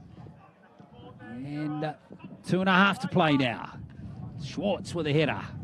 Delaney gets a shove in the back from Milicic. Here comes Mitchell. And Coughlin sneaking through. In fact, he's gone wide. Don't know if that was the wisest decision. In fact, that one I would was have the played wrong it through decision. to Coughlin. He was through the pocket on his left foot. He would have just pulled it down. He would have been in for a shot. But that's the decisions in games, You think to yourself, oh, no, I'll just do that. And you look back and you go, wow, why did I do that? There's Danny Knight trying to find Delaney. He's had a really strong game. Coughlin couldn't get it past Murati. Diamond. Oh, Mitchell couldn't control the loose pass. And that's going to be Canterbury United ball with just under 2 to go. You'd have to say to Waitakere, the legs are gone. They're struggling to contain momentum. They'll have numbers coming through. If Canterbury can sort out a decent cross that creates an opportunity like this. Oh, yeah. Yeah. Here we go. It's Here a we corner. Go. Set piece. It's a corner. So it'll give Schwartz, it'll give Delaney, it'll give Andrew Storer the opportunity to come forward. All the tall timber. Mitchell too. They're going to need a better corner than they had last time from Luke Tongue, which was low. He's got to stick this He's up got to in get the air. under. He's got to float it. He's got to get it up. The wind will Backspin. hold it in there and let all the jumpers get under it. Let's see if Tongue can execute here. That's better. Yeah, nice and high. Storer. Story gets up. Wins the header. Coughlin, it's over his head. There's Taguchi. Can't get a shot on it. It's been saved miraculously by Draper. Still there, Taguchi. Oh, great blocking. Great play. Still there for Canterbury United, and Draper has it. Well. Great play by all of them in there. Wasn't it? Good play from both teams, to be fair. Inside the last minute, Duncan with the throw-in. Yeah. That was truly miraculous defending. It's probably what you got to do, but, throwing bodies, hitting bodies, blocking shots, and every time it fell to a Canterbury player, there's another one in Canterbury. As you said, they did remarkably well there. Duncan with the back heel, and Lobo now can't get they've got a around. corner. Now Tongue's got a corner. This one will be with the wind, though. But perhaps this will be the last opportunity in the game here at Seton Fields. Waitakere. Yeah, but of course, Canterbury are sending players, forward, so they're just going to have to make sure they don't get done on the counter. So it's going to be Jack Duncan with this corner. There's Duncan. He's got to execute it, and he has. It's away from Mitchell. And there's Grieve. Oof. And that will do it. That's the game. Well, what a contest. Well, not something we expected to see. What a contest that was. What a game. It's been a really entertaining game right from the start. 2-0 to Canterbury it was at halftime through Corey Mitchell and Lyle Matheson. And then the game turned on its head in the 39th minute when Sam Burfoot was red carded for a second yellow card offence. Then we saw 3 goals all in a row to Waitakere with only 10 players on the field. Schnell, Garriga and Grieve getting the goals. And then it was Garvin Coughlin getting the late equaliser here at Seton Fields to play out what's been a thoroughly entertaining 3-3 draw, Chris Millicich. It's been a great game to watch. It's definitely had the capacity to meander nowhere, and the game burst into shape, and we had what we had. 3-3. Wow. Well, we hope you enjoyed it here at Seton Fields. Both teams getting a point out of this game. And one last look here at this last goal. No, this is the Dane Schnell. In fact, Well, these are the goals in the hits second it. half, Bang. wasn't it? That's just a great finish. And then this is what we weren't expecting. Canterbury struggling with the set piece, But you're quite right. There was a challenge, a header. He's just lashed at that. And Gerard Garriga's just charged. And that's a finish. So 3-2 at that stage. Yeah. And then we could have had a penalty for Canterbury, but luckily the ref changed his mind because the goalkeeper gets there, and they overturned that, which is the right call. Yeah, it was originally given a penalty by Matt Conger. I was going to say exchange between those two players, but it was overturned. Then we did get this penalty, but originally was missed by Matt Conger. Watch here, Andrew Storer, number 4. Into the arm it goes there. Yeah. Eventually it was given a penalty, which Alex Grieve put away to give Waitakere the 3-2 lead. Beat Danny Knight.